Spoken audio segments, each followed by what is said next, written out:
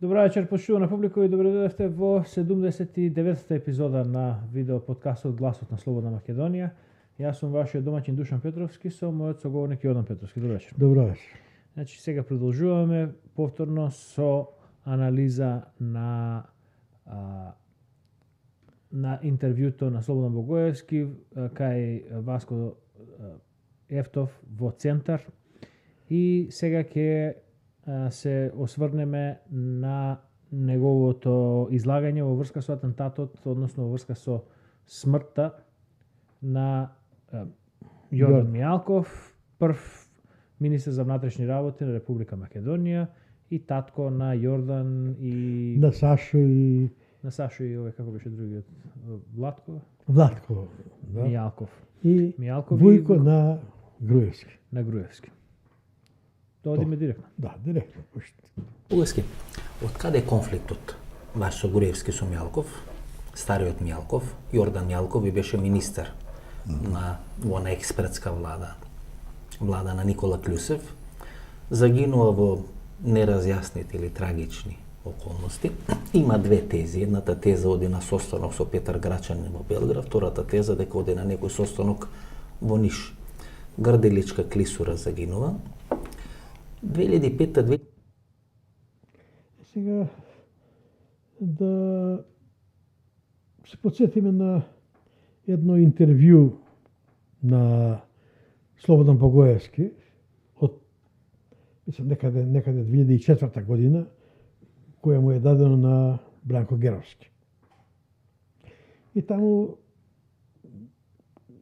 објаснува каде оди. Тука е. Да, значи на публиката малку да им дадеме еден вовед.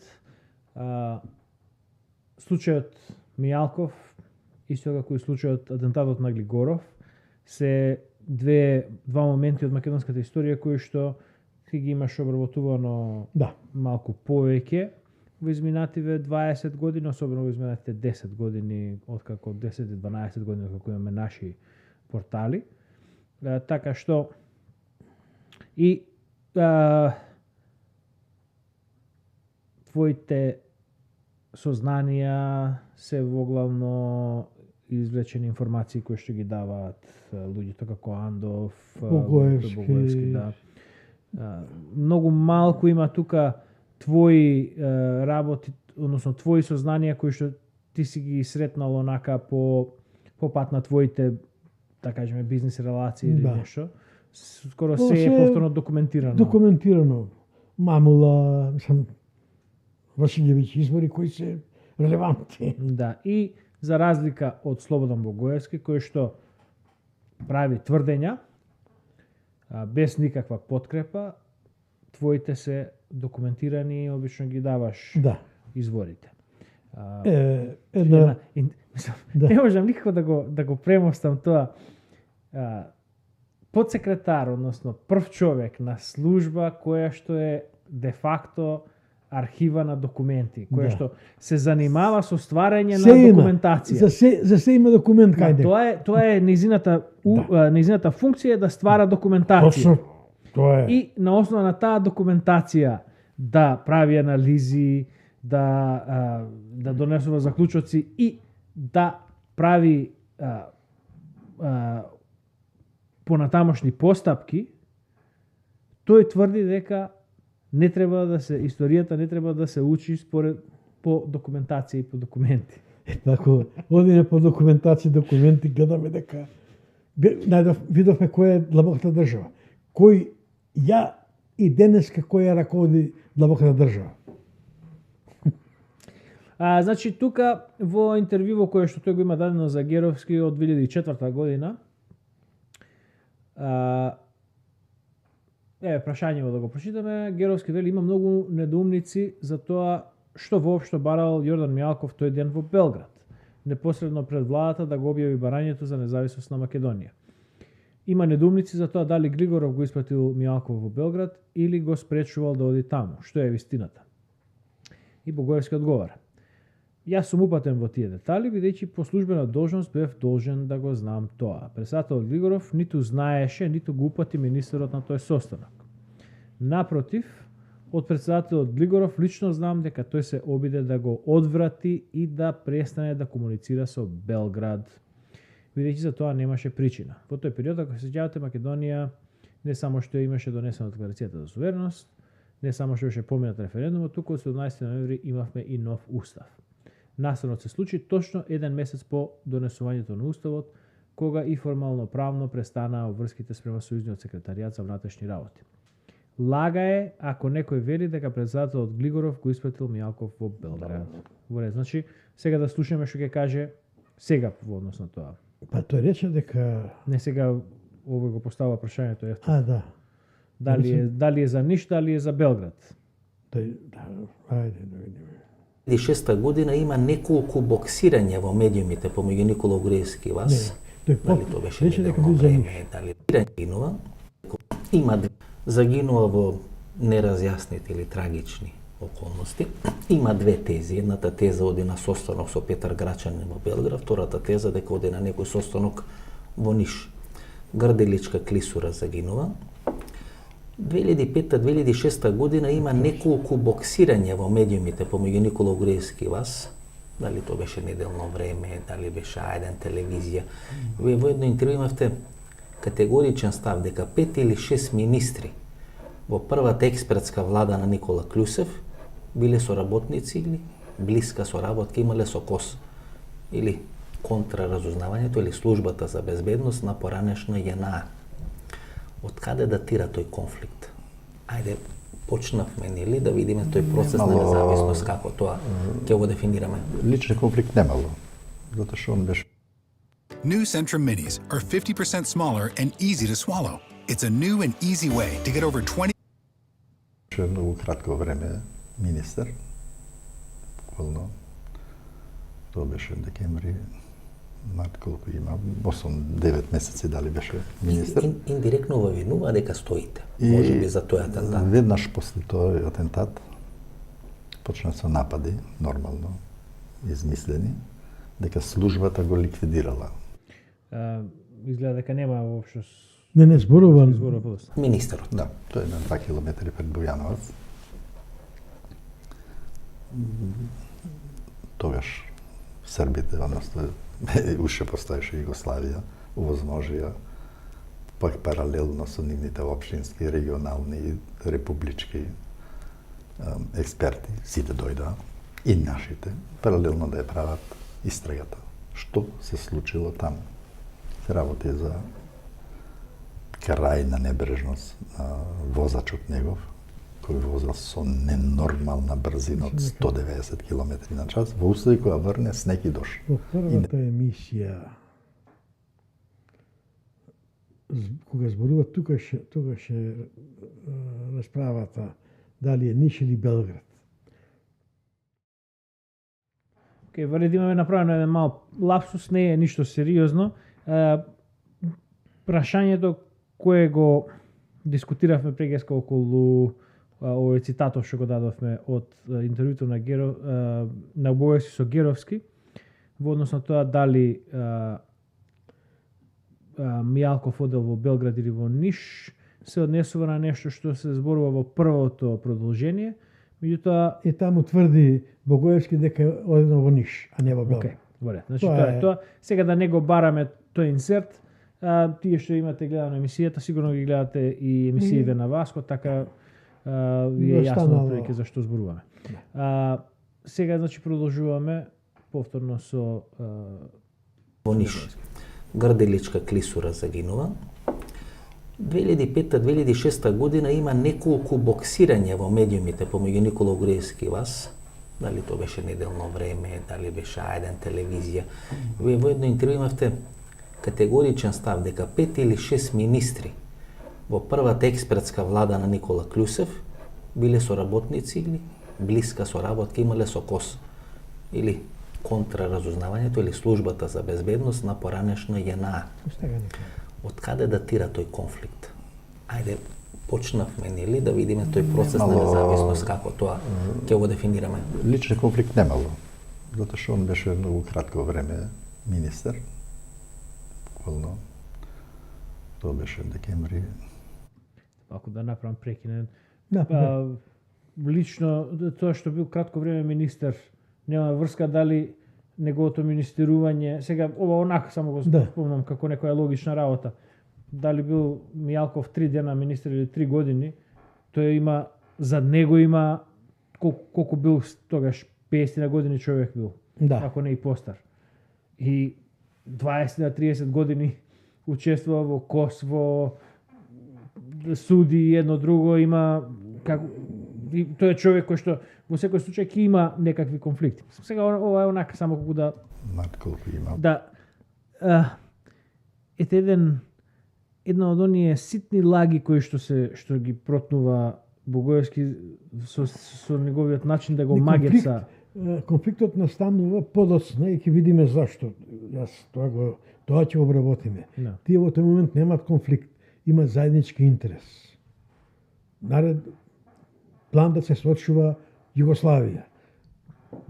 Планот на Бранко Мамула. На Бранко Мамула. И тоа го работи КОС. Okay. 8-9 месеци. Мијалков е многу висок во КОС. Во КОС има висок чин. Мијалков. Он е најголемиот чин во Македонија. Да. Од цивилните, не зборам за генералите и тие војни лица. Тој е како цивил со најголем чин. Се дали беше министер. Индиректно вовинува дека стоите. Може би за тој атентат. Веднаш после тој атентат почна со напади, нормално, измислени, дека службата го ликвидирала. Министерот. Да, тој е на 2 километри пред Б. Ајде да, бидејќи тој, да го пресретнеме одговорот кој ќе го даде за што го на прашањето на Васко Ефтов, дали во владата имало министри кои биле соработници на КОС. На КОС. Го прашањето од 2004 од Истото интервју со Геровски.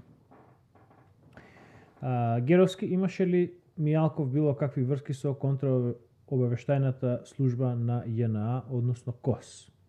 Богоевски одговара. Што се однесува до Мијалков, од сопствени принципи, не би сакал ништо повеќе да зборувам за еден починат човек. Оваа реченица запамтете ја зашто веднаш сега ќе ја слушнете повторно. Но би сакал да кажам нешто за поширокиот контекст на ваквата шпекулација, нешто што сега првпат ќе го кажам отворено. Експертската влада беше составена под големо влијание на тие сили од надвор. Да повториме. Ова е изјавата на Богоевски во интервјуто со Геровски од 2004 година. Колку што знам, нема поднесено тужба за клевета или нешто. Ништо не. Значи Геровски ги нема извртено неговите зборови, ова е вербатим цитат. Да. Повторуваме. Експертската влада беше составена под големо влијание на тие сили од надвор, кои не извираа од автентичните македонски интереси, кои за жал дури и денеска го злоупотребуваат символот ВМРО за да ги контролираат процесите во Македонија.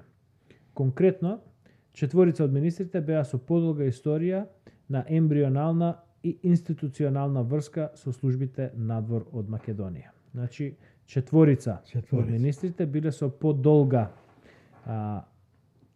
историја на ембрионална, тоа е нешто од зародиш, така ќе дојде нешто, и институционална врска со службите надвор од Македонија. Кои врски сега... И кои служби со кои надвор од Македонија, тој одговара на прашањето дали Јордан Мијалков имал врска со КОС. Значи, одговорот се однесува дека тие четворица министри имале врска со КОС. Така ли е? Така би требало да видим. Бидејќи него праша... Не потенцира дека не зборува за КОС, не потенцира дека... За некои други служби, но јасно е. Да, зашто, например, доколку стануваше збор за луѓе поврзани со служби на некои други држави, тогаш Логично одговорот би звучал нешто во стилот на имаше министри кои имаа врски со служби на други држави, но не на ЈНА, Да. односно на КОС. Да, точно. И сега, дали да го говорим или да го пречеш овој дел што е мој коментар? Па ајде да го Подобро. прочитаме. Зали... Што текстове од 2004 година, па да видиме дали нешто се променило од тоа. Да. Ти го велиш Не, ова е, следно. да, ова е што го пишува 2014. 2014, да. Да. Да, јас мислам дека реков 2014, и Да, ако реков четврта, четврта. мислев на 14. Четврта е интервјуто Да. на Богоевски кај Геровски. Значи ти го вериш следново. Прашање кое мора да биде одговорено. Јас само ќе дадам моја претпоставка која е заснована на премногу докази. Во тоа време, односно крајот на 90-та и првата половина на 91 година, Милошевиќ се уште ја немаше освоено УДБА, односно Сојузното СДБ, и немаше влезено во отворен судир со воениот врв и нивниот план за зачувување на Југославија. Тоа е планот на Бранко Мамула. Да. Адмирал Бранко Мамула. Затоа, под Белград треба да подразбереме КОС. Воениот врв бил тој што влијаел врз Глигоров. Дали можел да влијае КОС на човек кој не бил нивни? Одговорот е дека нема теоретска шанса.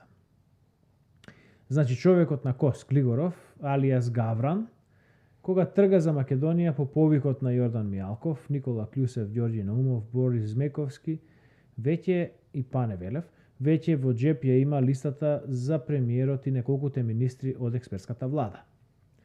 Од повикувачите двајца станаа министри, кои се другите двајца министри, нема да шпекулирам. Тука мислиш на овие четворица министри со врски Да. со КОС. Но тие министри, подпредседатели на владата, нема да се на ресори за ветер и магла, туку ќе се на ресори кои се битни 100% за 100% држање под контрола на владата. Но во парламентарната демократија владата и председателот на државата, ако не го контролираат парламентот, не прават ништо. Контролата на парламентот е единствено можна преку председателот на парламентот. За оние кои заборавиле, нека се потсетат на прекинувањето на седниците, незаседавањето на парламентот со недели и веќе сомнежот дека и председателот на парламентот е човек по директива на КОС, односно Белград, добива реална основа. Кога на ова ќе се додаде дека владата на Анте Марковиќ е избор на воениот врв на КОС, а председателот на парламентот во Македонија дојде од партијата Реформски снаги за Југославију, односно партијата на Анте Марковиќ. Воството на Србија, раководено од Слободан Милошевиќ, имаше свое видување на Југославија по отстранувањето на Словенија од југословенската заедница. А тоа видување беше Југославија во која главен збор ќе има Србија, затоа беа и заложбите еден човек, еден глас на ниво на новата држава. Ако можам тука да уфрлам еден историски момент, ова е то некаде го дискутиравме со Петар во емисијата за Михајло Пупин, односно како е формирана првата Југославија и вечниот спор на таа држава. Тука имаме идејата за Југославија. Југословенство потекнува од хрватите и словенците. Тие Југославија ја гледаат како некој нова верзија на Австро-Унгарија, каде што под капата на една масовна држава конститутивните народи ќе можат да си имаат своја автономна држава вонатре и на тој начин да си ги сачуваат своите етнички обележја и културни традиции и така натаму. Меѓутоа ќе имаат една држава која што ќе ги брани од надвор. Србите влегуваат во тој договор со идејата да прават голема српска држава. И се водат по начелото на Вук Караџиќ, сви свуда Срби. Кон крајот, па би рекол, од самиот почеток, Словенија е проблематична во овој однос, затоа што словенците се најмалку слични на србите и најтешко можат нив да ги асимилираат. И затоа, кога доаѓаме на крајот на Југославија, доаѓа до ова брзо престројување. Да. Лесно и се дозволува на Словенија да се отцепи по онаа смешна 10-дневна војна. Меѓутоа, се ова јадро кое што србите го сметаат за полесно да се асимилира и да се претвори во една великосрпска држава, останува борбата за тоа јадро. И сега, повторно, да се сетиме на начинот на кој беше осамостоена наводно Република Македонија. Единствената република која што на мирен начин се одброи без од војна. Сега да се вратиме. Во меѓувреме, во тие неколку месеци, Милошевиќ успева да ја зароби сојузната УДБА, СДБ. Зборев по минатата емисија за тоа, да не повторуваме повторно. И веќе тука тој добива Србија, устари Милошевиќ добива голема моќ. И за тоа Мамула, генерал Мамула, веќе тој почнува веќе да атакува на пројугословенскиот кос, да го растури воениот врв кој го држи пројугословенската идеја да опстане Југославија. Милошевиќ атакува на Кос, не Мамула. Не. И Мамула тоа го говори во неговите мемуари. И вели, али још на почетку ратних дејства у самом Косу, РВ и ПВО ја почела да се ствара нова утицајна група коју ќе власт Слободан Милошевиќ искористи за обрачно со свим пројугословенским генералима. Значи, и Милошевиќ многу брго ја прави таа чистка. Значи, се во Кос, РВ веројатно Ратно воздухопловство, воено воздухопловство и противвоздушна одбрана ПВО. Бидејќи во Земун, кај што беше ратното военото воздухопловство, кај што беше штабот таму, како се вика тоа, генерал штаб, не се разбирам во тие работи, таму беа стационирани овие групата која беше за воениот врв со пројугословенска ориентација. Значи, во Земун биле стационирани врвот на пројугословенскиот, воениот пројугословенски врв. Да. Милошевиќ веќе има СДБ во своји раце, веќе почнува и колебливоста кај пројугословенските генерали. Почнува да се повлекуваат во своите републики во Словенија и во Хрватска. Со тоа се губи пројугословенството и веќе Милошевиќ го освојува. Во меѓувреме го именува Петар Грачанин за сојузен, за министер на полиција, сојузен секретар на полиција на Југославија. И сега тука Милошевиќ атакува да ги прибере луѓето на Кос, кои биле низ републиките кои треба да го спроведат планот на Кос, да го спроведат планот на Кос, да ги прибере кај себе, да ги прибере меѓу првите Јордан Мијалков. И зато оди Јордан Мијалков на состанокот кај Грачани. Ајде сега да ги Значи, Грачанин е просрпски. Тој е србин. Тој е генерал. И е Петар Грачанин е генерал, војни генерал, и пензиониран. Милошевиќ го именува за министер на полиција, на Југославија. На сојузен министер. И на сојузната... На полиција. Да. На сојузна полиција или како да е на РСВР. Да, како се вика сега веќе. И сега, значи, ова е генерал, Да, воено лице. воено лице. Да.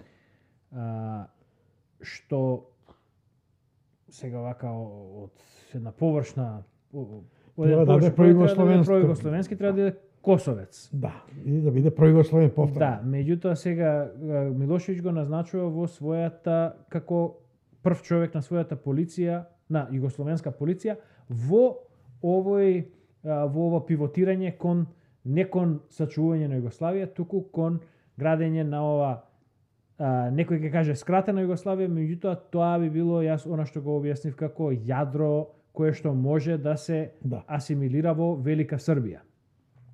И сега тој грачанин го вика својот колега, колега по кослинија, соработник од цивилната сфера на КОС. Што и тука имаме сега слична една ситуација каде што човек на КОС е назначен за прв човек на полицијата во Македонија. Една паралела. Да. Сега случајна, неслучајна. Па во тој момент тоа е пригословенски КОС, затоа тој добива полицијата. Би ја добил во секој случај. Тргнува бидејќи ова не можам сега да го повторам, затоа мора да го прочитам ова. Или ти ќе го прочиташ. Ајде, прочитай го ова Глигоров како искусен дворски. Тоа е под интервју. Ова е повторно твој коментар. Ти си напишал тука Глигоров како искусен дворски играч. Тука мислиш на дворски игри, на оние византиски игри па. Глигоров како искусен дворски играч, човек кој успеал да биде секогаш до Тито, и тоа 40 години, сепак јасно говори дека Глигоров најдобро го запознал начинот на преживување во комунистичкиот систем. Глигоров со наводната смена на Мијалков, која требала да уследи. А тоа заборавивме да го кажеме. Да. Таа група една, која е во СДС, бара оставка од пратеничката група на СДС, на СКМ-ПДП, бара оставка од Мијалков. Мијалков добива напад на чир, оди во болница, се одложува неговата смена, во меѓувреме тој добива повик од Белград и оди кај Грачанин. Која е основата поради која се бара оставката, дали е тоа релевантно тука или не е релевантно? Воопшто оставката е едноставно дека наводно провамаровски ориентиран. Значи релевантно и тоа како. Значи тука е градење на митот на Јордан Мијалков како голем комита. Сега тој оди кај Грачанин на состанок. Веќе го знаат зошто оди кај Грачанин. На Глигоров му е јасно зошто оди кај Грачанин. Затоа велам јас тука човек кој ги познавал изворедно дворските игри и опстанок и да опстане, и тој веќе сега ќе игра ни риба ни девојка, ниту е КОС, ниту е Милошевиќ. Глигоров. Мијалков тргнува на пат и се случува она што се случува. Да го дочитаме пасусот до крај. Глигоров со наводната смена на Мијалков која требал да уследи, се обидел да купи време кај воениот врв за да може да го вразуми Мијалков дека потегот, односно напуштањето на екипата на КОС и пременување во екипата на Милошевиќ, кој го прави Мијалков, е преуранет и дека КОС таков престап нема да остави неказнет. Од кај ти се овие информации? Има подолу. Има казната ќе биде повеќе опомена за оние кои би ја следиле постапката на Јордан Мијалков, односно би ја напуштиле екипата на КОС. Ова е една стандардна техника, тоа го прават сите организации кои што се каде што се користи силата, каде што се користи оружје, конспиративни организации и така натаму. Се обично се врши ете така казна за пример, се врши убиство на некој. А ово е првиот кој преминува, сака да промени страна. Да. Казната ќе биде повеќе опомена за оние кои бија следеле поставката на Јордан Мијалков, односно бија напуштиле екипата на КОС. Мијалков, барем според изјавата на Клјусев, го сметал Глигоров за човек кој тие го доведе на власт во Македонија и по таа аналогија Глигоров е тој кој треба да ги слуша одлуките на Мијалков. Да се вратам на темата на мојот текст, манипулациите на Богоевски во интервјуто во Фокус.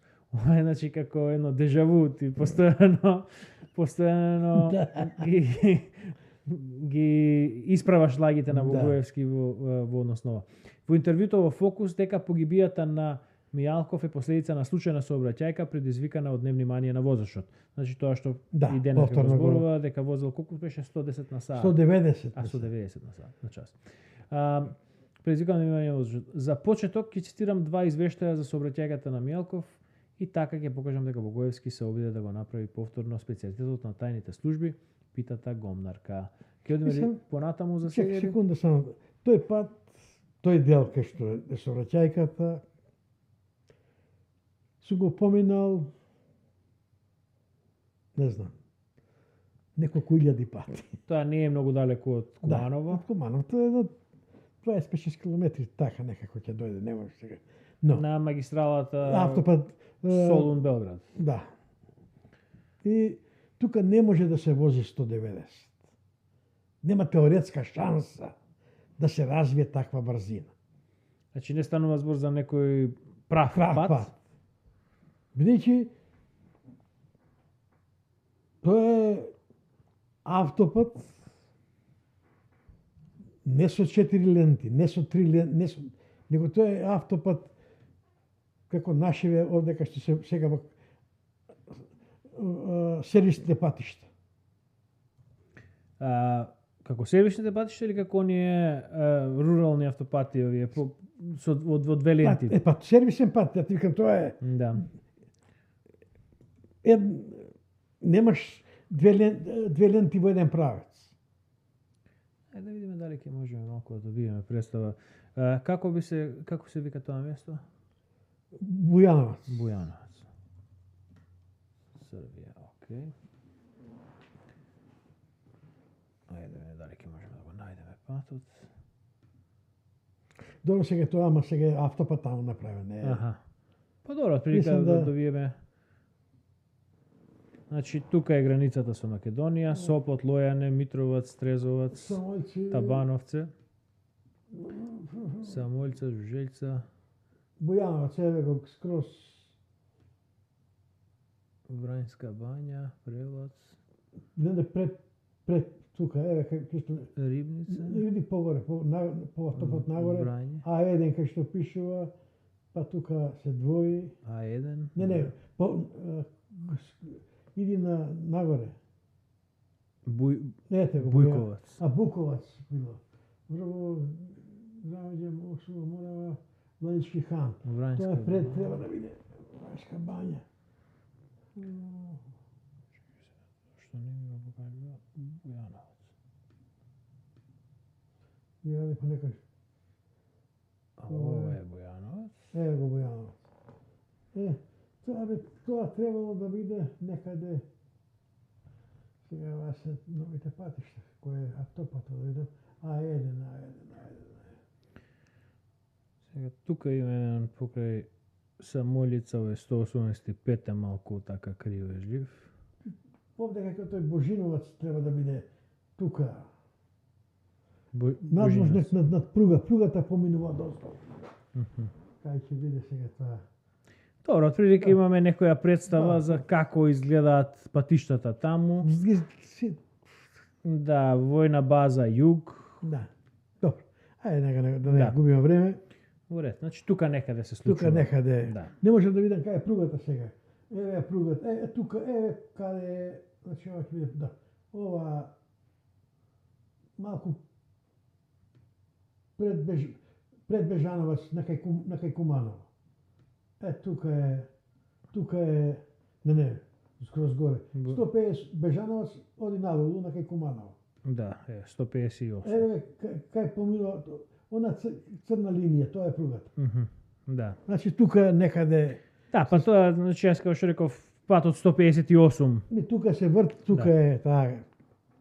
Тоа е надвозник. Ја поминува пругата. Одиш нагоре преку пругата, па не може да се вози тука така брзо. Тоа е сум возел. И знам како изгледа таму. Сега.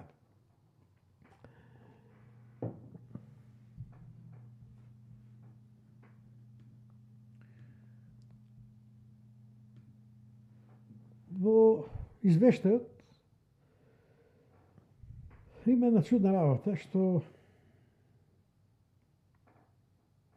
сообраќајката, ајде да го пуштиме Мијалков да овој Богоевски да зборува, па после ќе коментираме натака. Јановац.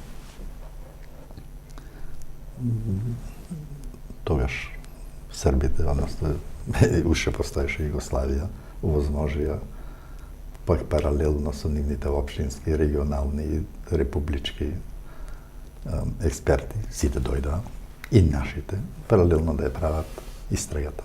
Што се случило таму? Се работи за крајна небрежност на возачот негов, кој возел со ненормална брзина од 190 км на час, во услови која врне снег и дожд и непрегледна колона, и тоа е една блага кривина која се уздига пред Бојановац и после се спуши и немате видливост. А таму поминува шината, пругата. Шината е Воз поминува под патот. Значи не е грдаличка клисура, туку е Не, 2 километри пред Бојановац. пред Бојановац. Да. И таа многу сообраќајки се случува таму токму затоа што залажува, имате чувство дека имате долга прегледност, а уствари брзо наидувате, одма после тоа иде кривина и се спушта патот. Се знае ли каде оди И Стариот кога Мелков? прво е неточно дека велики грачанин, тоа е лага. Дека велики Петар Грачанин. Точно, знаеме ние каде одеше, неќам сега да ги коментирам тие работи. Оди во Ниш или во Белград? Во Ниш, не во Белград. Океј, значи прегаска се направивме лапсус околу лапсус. Значи тука е. Значи еве, тука вика дека оди во Ниш. Еве од 2004 каде вика дека напротив од председател Григоров, лично знам дека тој се обиде да го одржи да престане комуницира. Се извинувам. Тоа е. Во тоа е, да. Да. Лага е ако некој вели дека председател Григоров го испратил Мијалков во Белград. Да. Но и вели дека Значи лага е кога напротив се обиде да престане да комуницира со Белград. Да. Да не оди во Белград.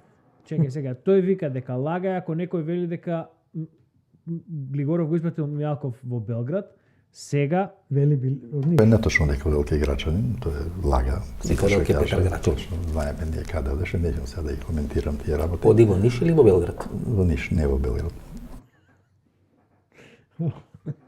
Цобе против Цобе. Да.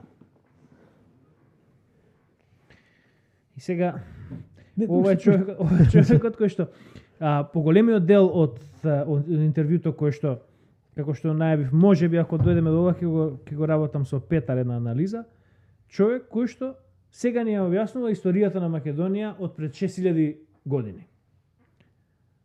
Тој за настанот пред 30 години еднаш вели едно, друг пат вели друго. Која лага му Ама затоа треба да вели да не пласира? гледаме документи. Затоа не треба документи да гледаме. А ние ќе гледаме документи. Ајде продолжи. И толку нема повеќе да коментирам за тоа, него губи контрола, затоа што од другата страна наидува лада и удира во задната лева гума, е кине и изгубил контрола возачот, удира во тротоарот, почна да се дига колата како во авион, надлетува пругата, удира во стубовите, во карпите, паѓа.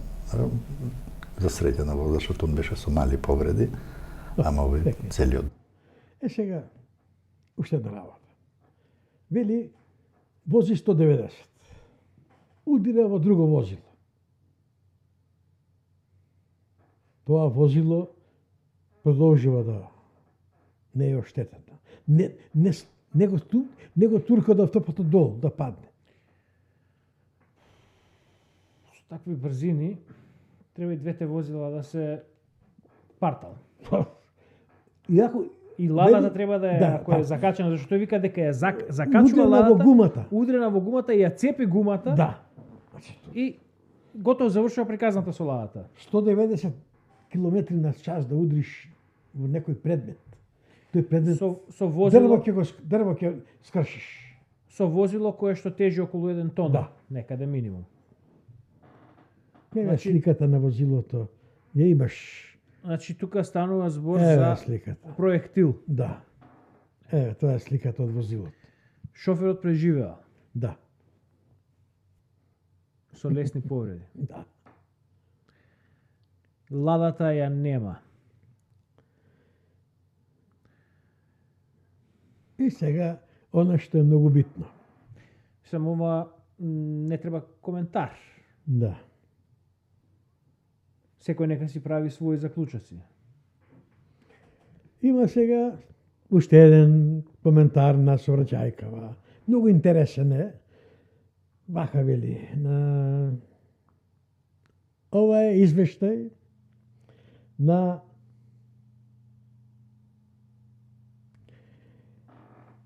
случајно зад возилото на Мијалков оди воено возило од Куманово, кое наводно оди од Кумановската гарнизона во Врање оди. Во возилото, бидејќи Врањската моторизирана бригада, на тога составена на нивниот корпус била, во воениот джип се наоѓа полковникот Алексич, заставникот Докмановиќ и тој Шкребина, Петар Шкребина, тој беше потоа за Фокус пишуваше, исто воено лице. Еден од овие е човек на кос. Мислам дека Докмановиќ е тој што беше човек на кос. Тие се велат вака. По нивното кажување, прочитай го тоа да не го... Дали тоа? На полна линија. Да, на полна линија, окей. Значи ова го пишува Петар Шкрбина, кој се нашол во По игра на во судбината. По игра на судбината, окей. На полна линија, цитираме. Тој ден со колегите од Кумановскиот корпус патувавме за Врање, бидејќи Врањската моторизирана бригада на тогашната JNA беше во состав на нашиот корпус. Во службениот джип Пух бевме јас и возачот, како и полковникот Алексич и заставникот Докмановиќ, вели Шкрбина. Во моментот кога не заобиколи автомобилот на министерот Мијалков, на надвозникот кон кој што одевме, поминуваше камион фургон со бела боја. Ова прашање ми се нонстоп ми се врти. Ако министер на внатрешни работи патува Да. било каде, зарем нема да има некаква пратња Не. напред, позади? Не. Зар не треба да има Па, така нешто? не знам. Океј. Автомобилот на Мијалков на самиот надвозник го стигна тој камион и тргна да го престигнува. Иако по надвозникот следуваше непрегледна затворена кривина. Нели е сега повторно, ако ова е професионален шофер, и ова ако е професионален возач, Да. нема ли да ги знае тие кривини, зашто тоа е пат тоа е патот Скопје-Белград. Да. По кој поминал тој возач? Сигурно Кој има знае колку пати. Да. Читај, сам имал сега една... Непрегледна затворена кривина. Во тој момент, продолжуваме со цитатот, во тој момент од спротивната насока најде камионче марка ТАМ, пошто дојде до директен судир на левата страна на автопатот во насока кон Белград на неколку метри понад возникот. Од силината на ударот, возилото на Мијалков веројатно се движеше со брзина над 100 км на час. Од 100 до 190 км на час е малку сериозна дискрепанција. Службениот автомобил беше изфрлен на самата пруга покрај надвозникот, при што се преврте на покрив. Сега ова е малку различна... Сега, ова е вели удрило во там, Да, во камионче. Каде е камиончето? да.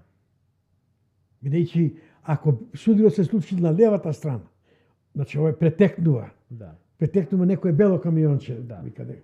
Значи, поминал скроз на левата страна. сударот треба да биде челен. Да. А судот така ли е? Да, зашто зборуваме за патот две ленти, така. Две ленти, да. Едната за еден правец и другата за спротивен правец. Нема каде останува простор сега. Ниту верзијата на Богоевски, ниту верзијата на Шкрбина има логика, Да. бидејќи поради тоа што го кажуваш ти, каде е просторот за да дојде до некаков Да. судир како што опишува Богоевски, значи Богоевски опишува ваков судир, ваква Да. колизија. Го закачува. Да. А, Шкрабина, Шкрабина него пошто дојде до директен судир на левата страна на автопат. значи, Директен судир е нешто послично на чело, чело. Бидејќи возилото претекнува на Мијалков. Претекнува бело камионче. Тој вика. В камион фургон со бела боја. Со бела боја. И проминува да го претекне. Значи, поминува на спротивната, на лентата која е во спротивен правец. Удира во камиончето там. Да.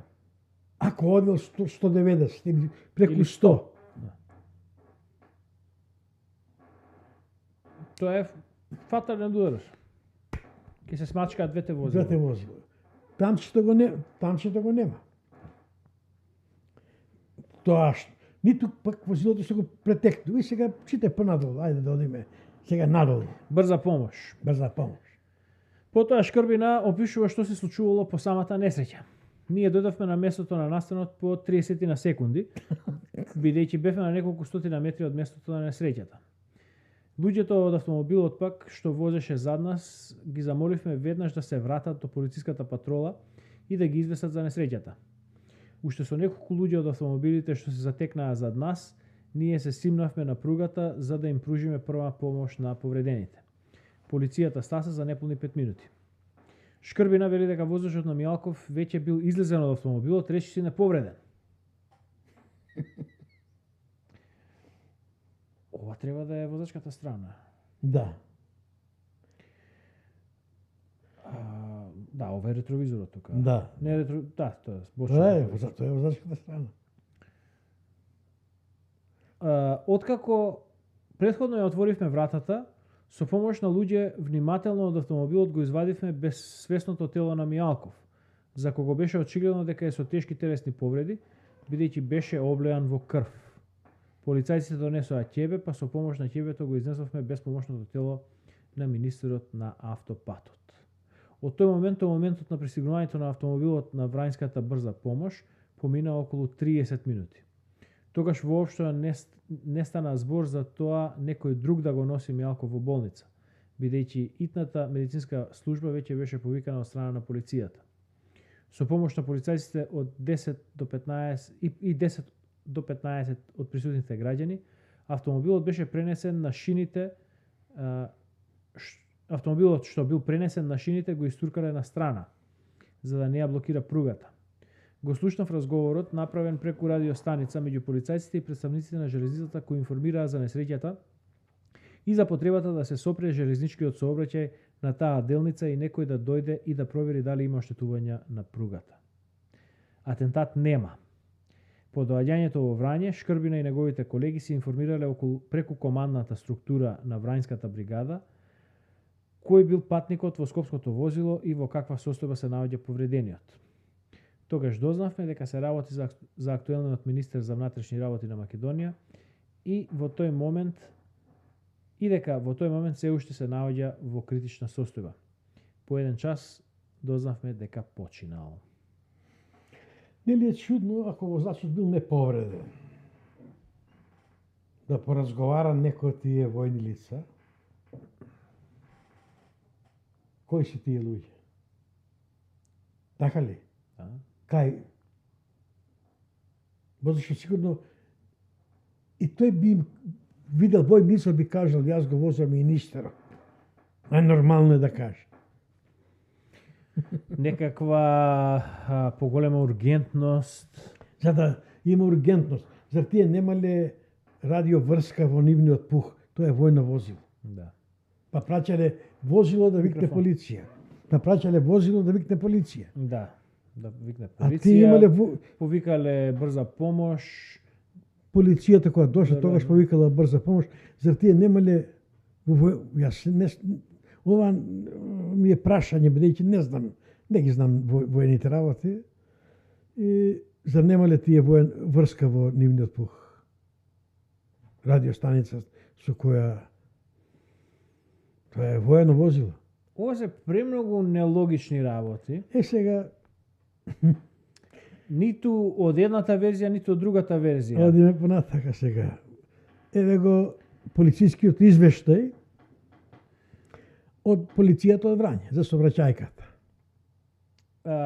Како причинител на сообраќајката се споменува возило марка Лада со врањски таблички. Да, Значи ова е сега од текстот од Тодор Наумчевски. да, ама тоа е од полицискиот извештај. Извештај, Да. Ќе почнеме со ред од виновникот на сообраќајката. Записниците од увидот на лице место, направени и подпишани од дежурниот истравен судија Драган Стевановиќ, како и фотографиите и скицата накусо го кажуваат следното. Возејќи во правец на Белград во близина на селото Левосоја, автомобилот на министерот Мјалков наишол на подолга колона автомобили што се движела во истата насока. Следувало претекнување, потоа страничен судир со автомобилот што доаѓало од спротивната страна, продолжување на патот до надвозникот и лет во провалијата, и лет во провалијата поточно на железничката пруга што оди кон Скопје, при што е срушен еден електричен столб, а автомобилот удрил и во карпата покрај пругата. Што понатаму се случува, Јовановски, барем според тогашната изјава, не се сеќава. Се сеќава само на Возачот е Јовановски. Се сеќава само на тоа дека по неодредено време дошол при свест во превртениот автомобил и го чул гласот на министерот Мијалков, кој барал да го извлече од задното седиште на возилото. А во записникот и скицата стои запишано. Фотографиите тоа го потврдуваат, дека скопското возило СК 400-129 пред сударот со ладата ВР 69444 собственост и управувана од Алити Мухарем од Прешево, воопшто не сопирало. Имало близок допир со предното лево тркало, крило и вратата на ладата, продолжило да вози уште 85 метри, притоа оштетувајќи го браникот крај автопатот, за да запре во провалијата под подвозникот. Инаку во записникот број 7791 стои тоа дека патот бил сув, видливоста добра, дека забележливи траги и така натаму. Сега, овдека стои патот сув, времето Богоевски вели имало снег И дожд. и дожд.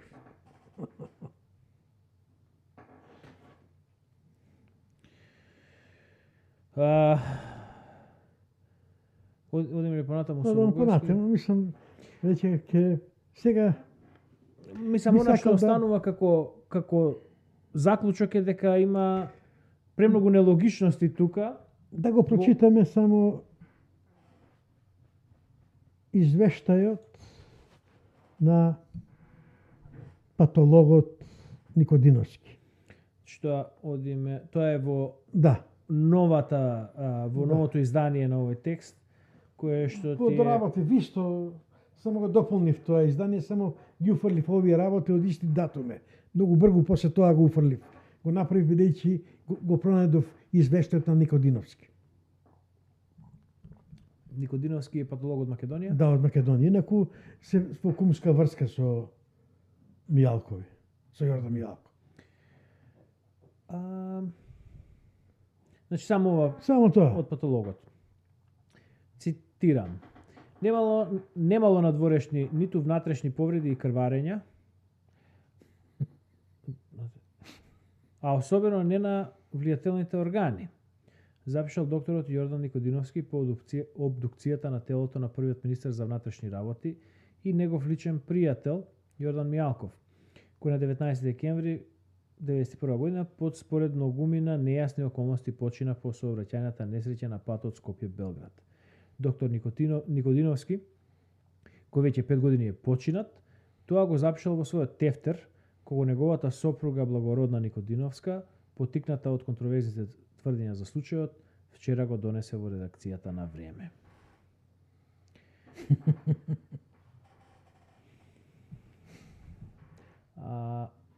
Ајде пак да се вратиме, што беше ова? Значи, шоферот Јовановски се сеќава на тоа дека по неодредено време дошол при свест во привртениот автомобил и го чул гласот на министерот Мијалков кој барал да го извлече од задното седиште На возилото. на возилото. Ваму белата облијан со крв, со многу војните овие од кос. Да, тоа беше шкрбина, дека Шкрбина, е да. облеан во крв.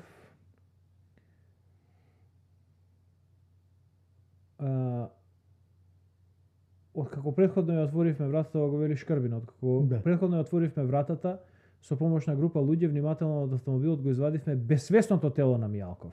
Да. Сега, возрашот вели дека барал помош. Мијалков. За кого понатаму вели за кого беше очигледно дека е со тешки телесни повреди, беше облеан во крв. Патологот вика немало надворешни ниту внатрешни повреди и крварења.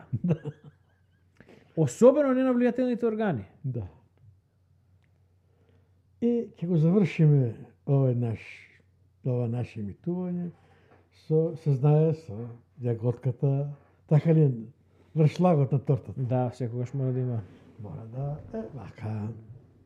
Имаме уште едно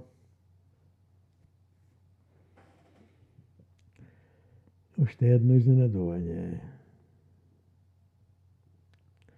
А тоа е сината лада. Сината лада или камиончето таму? Не, сината лада е изненадувањето. Ајде да го најдеме каде е во текст сината лада. Тука, застани. Црна хроника на македонската самостојност. Ова е од Андов? Не.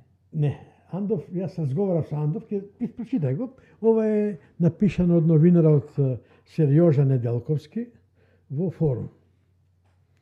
Бидејќи не постојат више сите се избричани сите што беа на интернет качени Портали. Од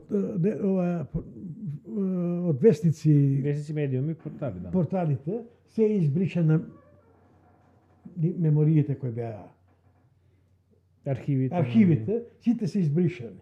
И ова се го сочувам.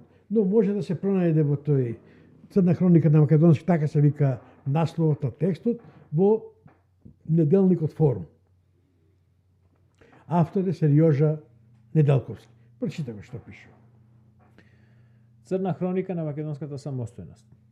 Интересно е да се напомене дека како еден од причините на несреќата се споменуваше возило Лада со регистерски таблички од Врање, управувано од албанец од Бујановац, а за кој подоцна ништо не се слушна.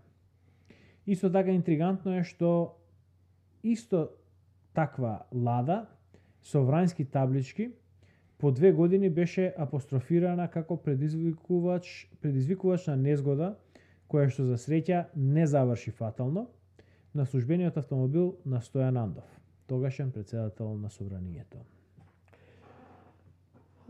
Андов, кога објави во Фокус, Микрофон малку. Микрофонот малку фокус. Андов кога објави во Фокус некои работи кои се потврдија она што јас го пишував пред 10-12 години, уште живеевме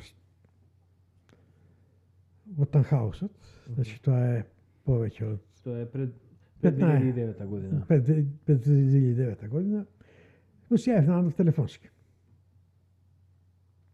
Бидејќи тој беше околу сообраќајката на Мијалков. И тогаш го прашав добро, зошто не спомнавте дека таа иста Лада предизвика сообраќајка со вас? Тој ми се насмеја И ми рече дека да, ќе дојде време и тоа ќе го објавам. Сега, како е можно да има толкава случајност, истата таа Врањска лада, со исти регистарски таблички, Со Врањски, од исто место. постои записник за сообраќајката на Андов, Да. и јас многу се сеќавам дека кога ја соопштија веста на Радио Скопје, потенцираа дека се работи за истата лада која учествувала во сообраќајката со Јордан Мијалков. И тоа некој кој сака да ја провери целата работа и да ги извлече на видење на сите, може да го побара тој Број на форум. не број на форум. Извештајот за... Извештајот на полицијата за сообраќајката на Андов. Извини, каде е оваа сообраќајка на Андов? На петјата кај Тетово. На Значи, во излазот- Македонија. Во Македонија. На излазот од автопатот, од патот, автопатот Оној скопскиот автопат што води до... Кичево Охрид, Мгм. од Скопје Охрид, на излазот во Тетово. Мгм. Тука е сообраќајката. Мгм. Еве, побарајте малку некој, нека се ангажира, нека го најде ова и да ги расчистиме, да ни стане јасно дека кој ја има заробена државата и кој ја држи заробена државата се уште. Сега од овие, нешто, ова е едно прашање кое не сум му обратил толку големо внимание и сега е едно, можеби од прва ситуација каде што имам можност еве вака директно да ги прочитам овие работи, да ги слушам и да ги видам. Се добива впечаток дека впрочем за мене е и прашање дали Мијалков е загинат од Да. сообраќајката. Да. И тоа беше прашање кое го поставија многу луѓе во тоа време. Се шпекулираше дека тој е ликвидиран уште во собранието, во подрумот долу во гаражите и е ставен во кола. Или, не знам, но еве што ова го испуштивме. Клюсев дава една изјава дека Глигоров, има, не знам сега каде, од каде сум ја взел изјавата, Глигоров и Андов ми вршеа силен притисок да го сменам Мијалков. Тогаш мислев дека Тогаш мислам дека тој тргна по некои материјали за нив, за да ги прикаже во вистинско светло. Значи, през сметката, Андов е човек на Анте Марковиќ, на КОС, на пројугословенскиот КОС, на војниот врв, и сега тој овој треба да донесе материјал од Белград, од грачанин, да им каже или ќе слушате како бара грачанин и Милошевиќ, или еве што ќе објавиме за вас. Тука е целата приказна. Сум го заборил веќе, не можам да ги паметам сите работи, но затоа ги чувам овие текстови и се подсетуваш на нив. Напишани се на времето, сочувани се битните докази. Сега, еве, најинтересното е, најбитното е Микрофон. да се открие, да се најде записникот од сообраќајката на Андов. Или Андов да проговори. Андов говори за атентатот на Глигоров, дека Хврчковски е атентаторот. И тој манипулира. Но ќе дојдеме во овие емисии, ќе говориме и за атентатот Глигоров.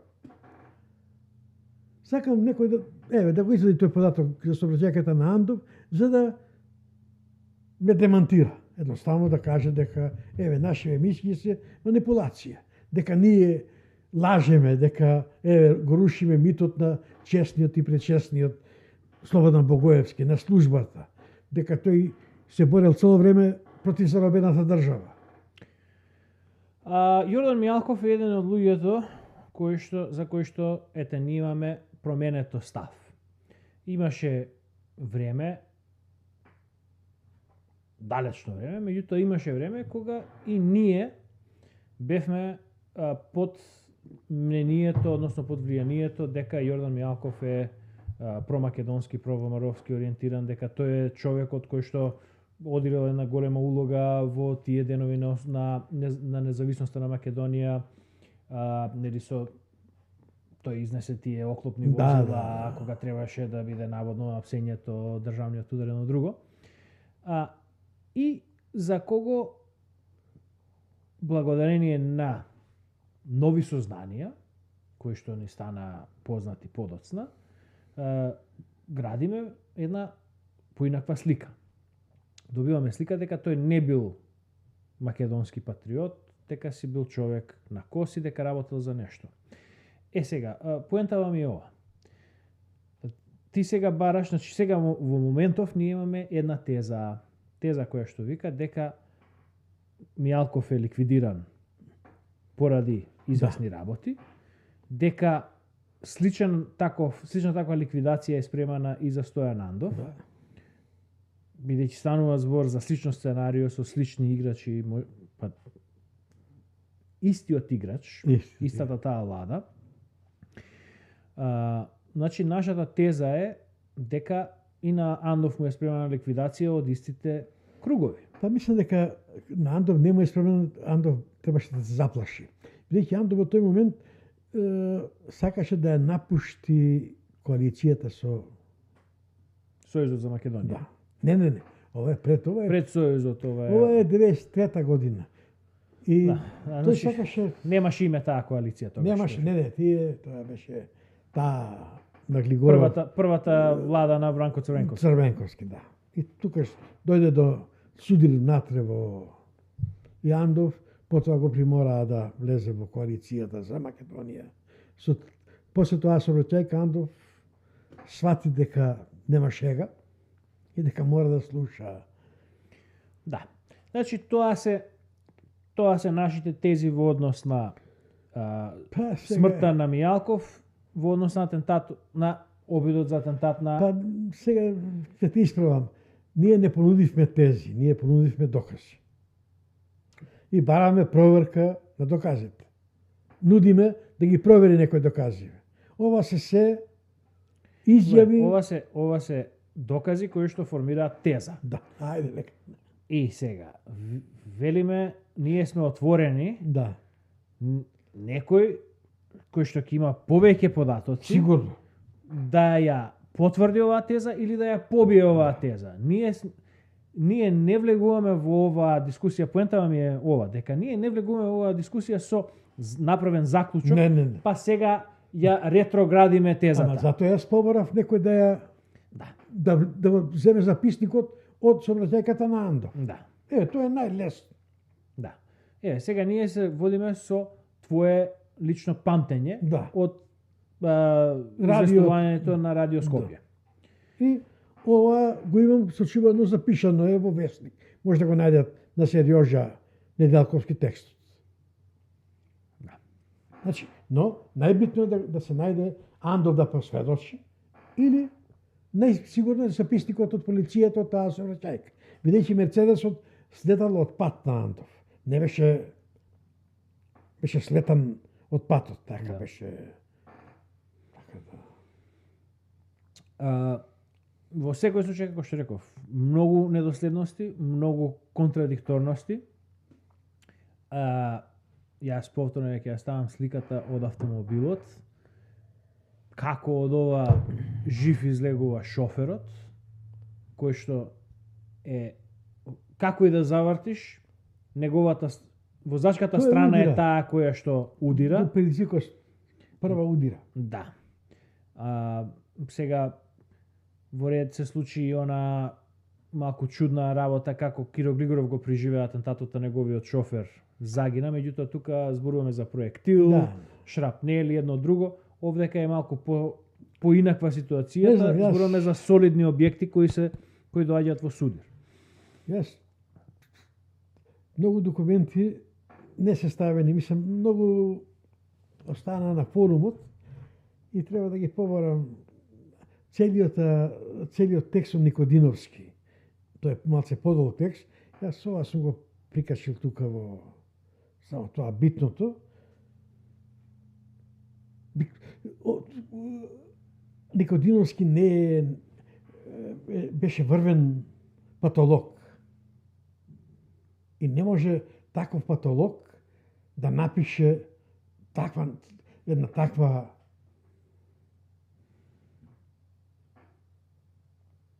лага. Тука, според неговиот извештај, звучи на ситуација на труење, на предизвикување на некаков срцев удар или на некоја тромба некоја. Не би рекол дека станува збор за кршење на врат, затоа што вика дека нема физички повреди. Нема. Не знам. Ајде да оставиме малце нашиве гледачи да тие малку да прочепка, да побара, да има, се надевам, некој новинар, некој човек, кој го интересира едноставно. Мене ме чуди, овие текстови се ги објавувал. Објавени се овие текстови. Зошто синовите на Мијалков беа на функција на која можеа се да истражат до милиметар. Не го сторија тоа.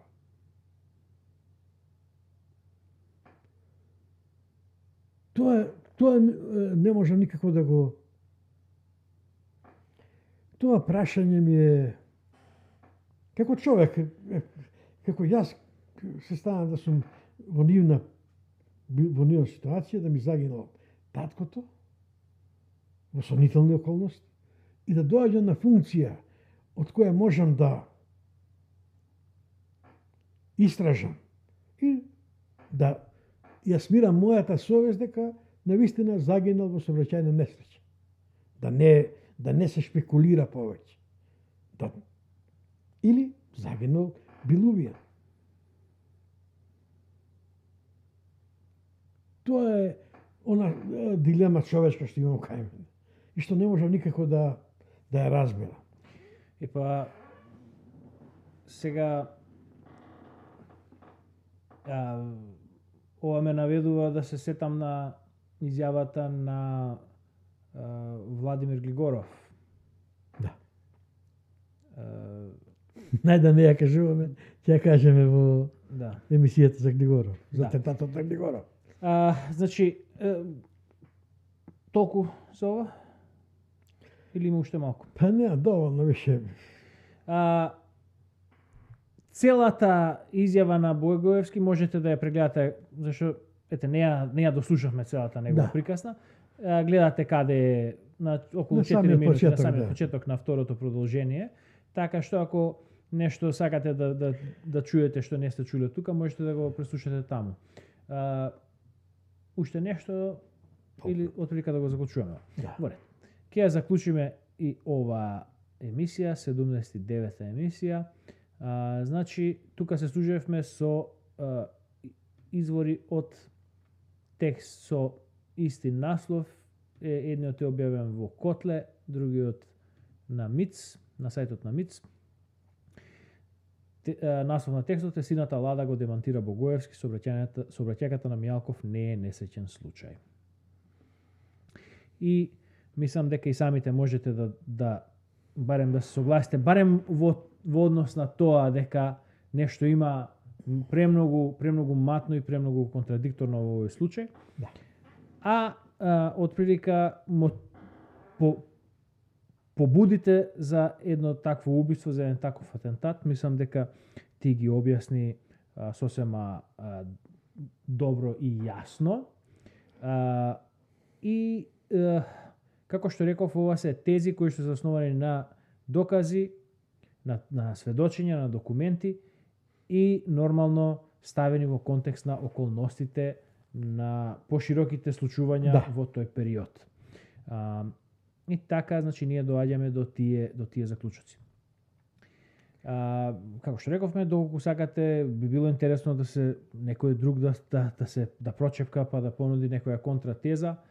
Досега тезите кои што се нудат од страна на Богоевски, од страна на Шкрбина и на сите други некако не се совпаѓаат со реалноста. Овој текст е објавен 2014. Никој до сега не реагираше на текст. И секако најиндикативно тука е фактот што Груевски, братанецот на Мијалков Да. и неговите синови, значи едниот беше премиер, другиот беше директор на УБК. УБК. Сите инструменти на државата беа во нивни раце, не се направи ништо да се расчисти оваа мистерија, што сугерира на некои многу црни петна. За сега ќе го оставиме, Да. ќе оставиме публиката малку да размислува со своји идеи што може би тоа било. Ние доволно нудевме тези, доволно шпекулиравме тука. Време е и ние да се одјавиме, да се заблагодариме на вниманието кое што ни го одвоивте. Повторно да ве замолиме да ги споделувате емисиите, како на социјалните мрежи, така во директни пораки, во емајли и да ги прераскажувате овие работи. За сега ќе ви се заблагодариме за вниманието, ќе ве поздравиме до следниот пат да останете со нас. До гледање. Јас малку пред да кажем до гледање, ако не ја слушаме длабоката држава, Македонија нема да остане. До видување, до слушање, до гледање, до следното продолжение на овој серијал. Да. Океј, поред. До гледање. До гледање.